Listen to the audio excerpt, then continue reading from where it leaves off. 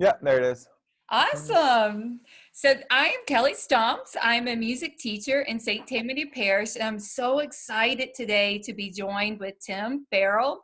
Tim Farrell is a sound designer. This is an amazingly cool job, and I cannot wait for him to share with you what he does. So Tim, can you first explain what actually is a sound designer? Well, my job is to create sounds. And well, the sound designer. That's a big debate. People have been trying to figure out what exactly does it mean. For me, I will explain that my job is I create the sound effects and sounds for movies. But the sound design is not necessarily just sound effects like a car by or a jet or a door close or someone falling down. It's also could be the dialogue or the music and the overall concept of how the movies should sound. So my job is to be in charge of the movie or TV show and help give my input on how I think the overall sound should be. But I specialize in creating sound effects. Awesome. So you're going to show us today some of the things that you've been working on and how do you do it? Well, you don't want to see the whole process. It's very slow. But I currently work. I'm in charge of creating all the sound effects for the Star Trek universe. Wow. They've been rebooting the universe. They've got 2 shows on air right now. They've got Star Trek Discovery and a show called Star Trek Picard. Wow. And they've done some spin-off little animated shorts and some shorts, and they have 2 other, I believe it's two more shows they've got announced, and they're developing more. It's going to be a whole universe. So for now, I've been the guy who Very does all busy. that. Yeah. So I guess the best example is what does my job entail? Yeah. I love to use the example of the movie Jurassic Park. Okay. Everyone knows dinosaurs, right? What does a dinosaur sound like? Roar, right? Well, how do we know that? That's not really something that you can go and check. I mean, you can't go and find a dinosaur out there and see what it sounds like. So, That's true. so someone like me is tasked to come up with what those sounds could be. And what's really interesting, you obviously have the classic monster sound that people think of, the big roar and the big, this, that, and the other. But it could be a squeal or a screech, or it could be bright, or it could be, I know in Jurassic Park, the one of the big sounds of the T-Rex was made from a baby elephant, who just Really? A yeah, baby elephant? they went to the zoo, and they were trying to record the other elephants, and all of a sudden it kind of made this one weird sound, and they turned and they got it real quick, and then it never made that sound again. But that's that main squealing rip. If you've ever seen Jurassic Park, when the big T-Rex roars, that big squeal, that's a baby elephant. Oh my goodness. So it's just being aware of the sounds around you and being able to figure out how you can use them. Yeah, so much of my job is just constantly being aware of what's around me. I was sitting on my porch the other day, and I was listening. There was hummingbirds that were flying up to a feeder, and they were making this really interesting chirp. And I grabbed my recorder and got a few chirps and looked up some recordings that we found. We have a giant library at work, and found some more. And I ended up creating like a little kind of chirpy little alien language for this character who's a woman on one of the episodes. And you never know where you're going to get inspiration from, and you just kind of got to keep your eyes and, more importantly, your ears open. You never know what you're going to hear. That is an amazing lesson for my students, just to be aware of the sounds around them, and then how can you use those sounds in other ways than what you would traditionally expect to use. That's cool. Yeah. Love Well, it. that's the biggest thing. Some of the biggest sounds can come from the most mundane objects. There's a very famous story, a great sound designer named Gary Rydstrom. He does all of Steven Spielberg's movies and James Cameron's, and he loves to tell a story about in the movie Terminator 2. There's a big special effect where this villain robot turns into liquid and goes through these metal bars. And it was one of the most expensive special effects in the movie. It cost millions of dollars for them to make this shot, especially in 1988 when this movie was being made. It was just insane. And he ended up realizing he couldn't figure it out. And he finally realized that he took a can of dog food and opened it up and turned it upside down, and that slow, squishy sound of the dog food coming out And it ended up being the sound that they put in for this $1 million effect, you know, he was frustrated and just went to go feed his dog and suddenly realized, oh my gosh, there it is. Oh, wow. That is so cool. So I actually can picture that sound right now in my head, and being able to imagine that being in the film is crazy. That's it. Wow. I love it. So anyway.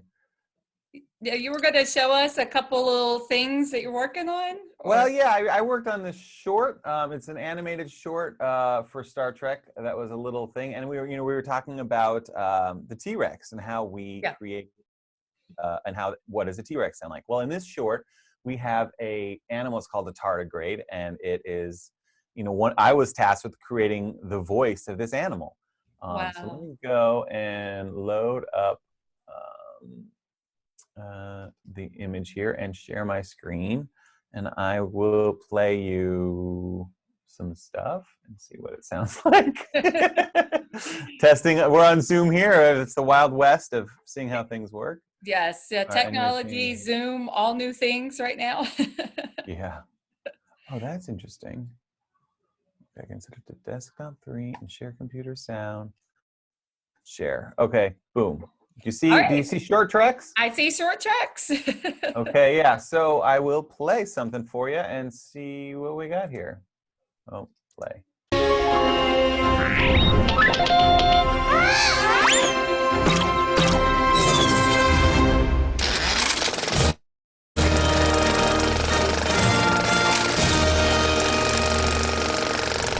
Space, the final frontier. A vacuum filled with a galaxy of flora and fauna. Some deadly, and some docile, like this tardigrade here. Using the mycelial network as a kind of super warp highway, she travels the vast reaches of the galaxy, searching for a place to lay her most precious cargo, her eggs. As tardigrade eggs have been known to lay dormant for years before hatching, Mother must find a warm, protected environment to ensure their survival. She senses something. Could it be a predator? Oh!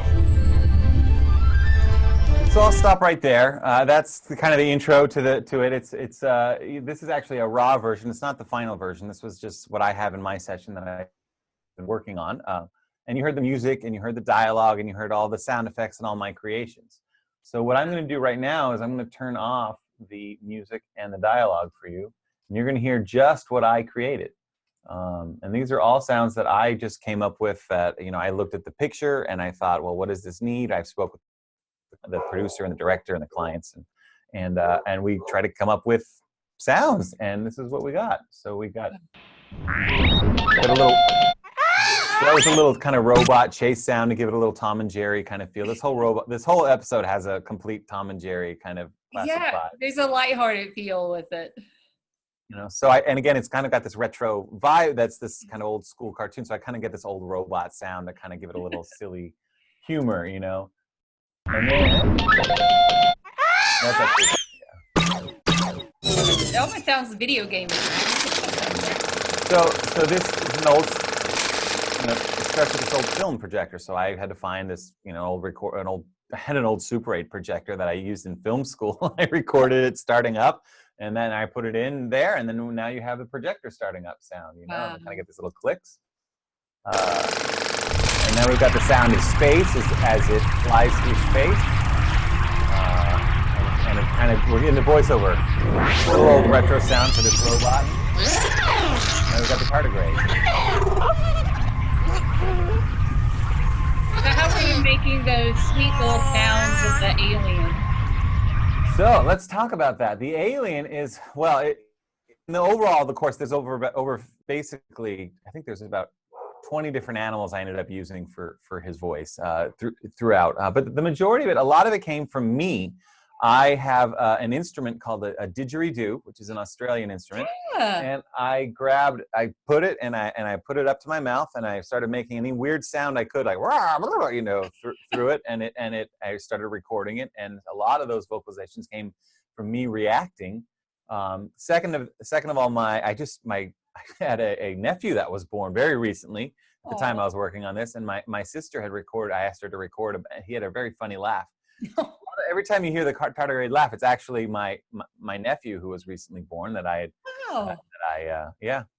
And I had my sister. I just had her take her iPhone. I mean, you don't need. I mean, yeah, I have fancy microphones. I have all the gear and all the toys. But I mean, if you're there, I mean, all you've got in is iPhone. We'll just record things on iPhones and send them in. And you know, save it to use it in many different ways. I love it.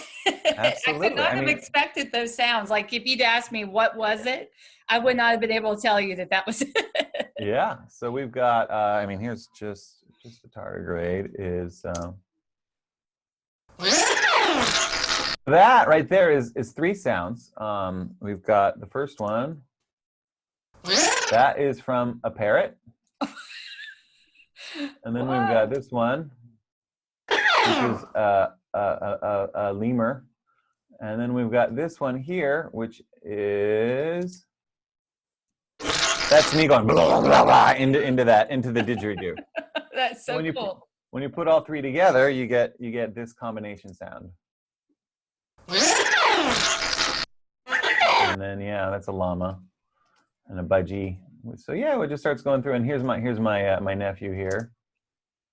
You know, it gives it that kind of cute. Yeah, I hear it now. Yeah, I'll turn it up a little louder. There you go. That's my little bit. You know, he's just fussy about something. Yeah, just baby making noise. Yeah, here's another one. That's just my nephew. Oh. And then what else do we have? Oh, this is my niece from a few years back. Getting the nephew recording, you know, inspired me to get her. Anyway, so it ends up kind of being a lot of different sounds you start putting together, and it's a big collage. So what I end up doing is taking thousands and thousands of tiny pieces, and I put them all together, and I layer them on top of each other, and it creates a new piece. And that's how I work. It's a lot like it's pointillism, essentially. It's thousands and thousands of tiny dots that make up a giant image. And that's kind of how we work. And it's very slow and time-consuming and tedious, but at the end of the day, you can step back and see that painting and just think, wow, that's really rewarding. You did that, and you made that, and everybody gets to enjoy that, and you make the stories come to life in a way that if we just saw the images, it's blah. You make it, the emotions and everything come across. So it's amazing. Yeah. Well, we really help things come to life, especially things like visual effects, where you have a big spaceship taking off, or you have a dinosaur roaring. I mean, without what we do, it just kind of falls flat, you know. And we get, we get a lot of these things without. Let me see if I can find a fun little bit for you. I can play it for you. You know, without the sound and with, and it's kind of, you'll see it's really kind of boring here. Let's do, let's do this sequence. So anyway, they fall into this little, fast forwarding here like crazy. Okay, here we go. So this sequence, pretty interesting, we'll do,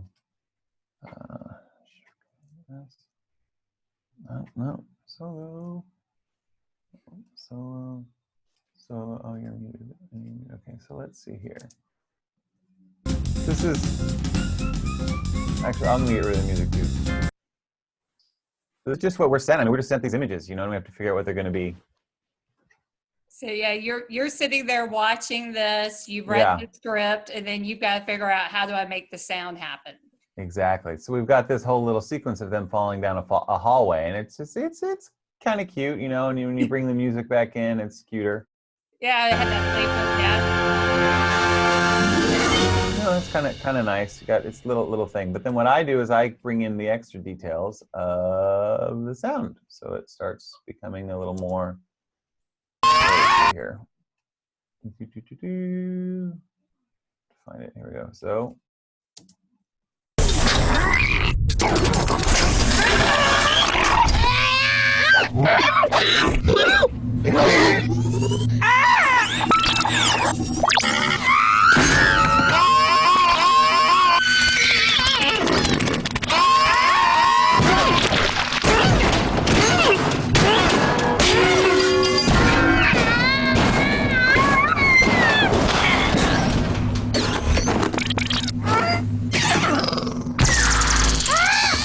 lot funnier. You can get the humor, and a lot of those were different reactions to just trying to build it and make it funny. And you can see like, we get stuff and it's very temp, like some of these visual effects, black and white. It's just white. Some of these things are really rough, and we're trying to constantly communicating with filmmakers, trying to figure out what their vision is and try to help give it that.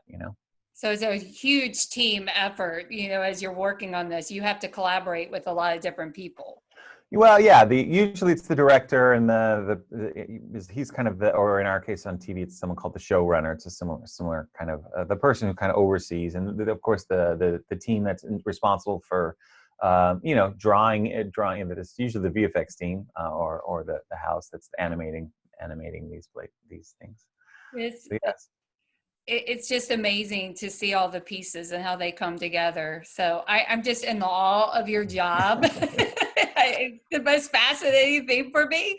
And I'm sure some of my students right now are watching this and they're going, okay, how can I do this? Like if they wanted to become a sound designer like you, what would they need to do? Well, I went to film school. I went to college and learned about cinema, and I found there that I had a passion for sound, and that I had a good ear for it, and I had a natural kind of ability, and I was really drawn to it. So that was how I discovered the path. That said, everyone should go to college. I think everyone should go to college, but there's a number of people in my industry who haven't. It actually it just can, if you haven't have an ear for it, if it's something that really excites you and you're interested in, then you can just get a microphone, get your iPhone, get anything, and just start recording. Make silly videos. It's kind of a silly, fun process. It's if you're interested in sound, there's tons of resources on the internet you can look up. People, it's a very small community. There's not a lot of us, so it is kind of hard to break into. I'm not going to lie about that, but it's. It's just, there's people, if you have a passion for it and you're interested in it, you'll find a way, and there's not a lot of obstacles. If you're the kind of person that says, well, I don't have this expensive microphone, or I don't have this fancy software, then, you're not, even if you had that stuff, you probably won't succeed anyway, because it's really about taking whatever tools you have at your hand and just making the most out of them, and really, being developing creative. Yes. I love how you brought up that you could just use your iPhone, and for the kids, they can just go outside, record sounds, and then they could come back and put together their own little film, their own little story, just using their iPhones or their iPads. I mean, what a great project, especially as we're doing all the remote learning. How fun would that be right now? Yeah. I mean, there's a part of what we do is called ADR, automated dialogue replacement. And if an actor, say there's an issue where an actor's speaking a line on set and suddenly, there's a gun battle going on, and, they're speaking their lines, but we also have to hear all this bang, bang, boom, recorded on set. Well, we want to get that clean. So we will have the actor come in, and they will, they'll record, they'll have to re-record those lines later, and we'll have to try to slip them in there and hope you guys don't notice. Wow. What ends up happening, I mean, sometimes actors, for whatever reason, especially now with this pandemic and everyone's at home, actors can't leave their houses and come and record these lines for us. So we've had, I mean, ideally we don't like this, but in a pinch, we've had an actor just say a line into a phone, and we recorded it and put it into a movie, or we've got it, we're on a deadline, like if we're up against, we have to deliver the next morning, and it's 8:00 at night, and suddenly the director goes, we need this line from this actor. Well, you gotta make it work. Use your phone. I can't, so it doesn't, that said, I mean, I have a little handheld recorder that I bring everywhere that takes that's got great microphone, sounds better, but it's better to have the sound than to miss it because you don't have the right material. I was one of my favorite ones too. It was nighttime, and I went to use the laundry at my apartment. This was years ago, and it was broken. Someone had just started running it, and it started making this horrible squealing noise. And so, of course, what do? Oh, you gotta call the landlord, like, oh, shut down the laundry machine, and we're gonna have a repair person come in the morning and fix it. Okay, well, that horrible squealing noise was amazing. So I grabbed my phone because it's the only thing I had. I just started recording it. Wow. I got a good 30 seconds of it, and then someone finally, came down and shut down the machine. Was like, "What are you doing?" I was like, "I don't know, I'm just recording," It's And a cool sound. I could it was use it great. one day. Sure enough, a week later, I had a scene where there was a big tank driving through this scene, and it needed a big kind of squeak. And so every time we're close up on the tank truck, just squeak, squeak, squeak, squeak. My washing machine just broken. If I wasn't standing there with my phone at that moment, I never would have had that sound.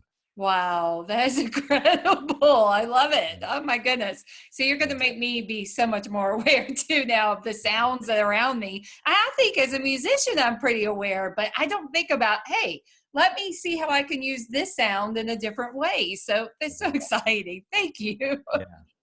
You're, for people that don't know, I know you through your sister, who's been a good friend of mine. And when I went to stay with them when they got married in Hawaii, I don't know, they had a really loud, noisy door, which was, I don't know if you know that, but I ended up using that in a number of things. And they had a cat named Zoe who was mute. So he would purr, but it would make a completely different purr sound than you would ever expect. So I've recorded that, and I mean, that's been so many aliens in Star Trek now. It's been super useful. So that's, on a personal note, things that you might know about that that are all over movies and sounds that I get to work on. It's incredible. So I guess now another challenge for my students and myself is like when I'm watching TV shows and films, is to try to figure out what do they actually use? What can I'm not going to be able to do that. Like I would not have predicted the cat Zoe's purrs.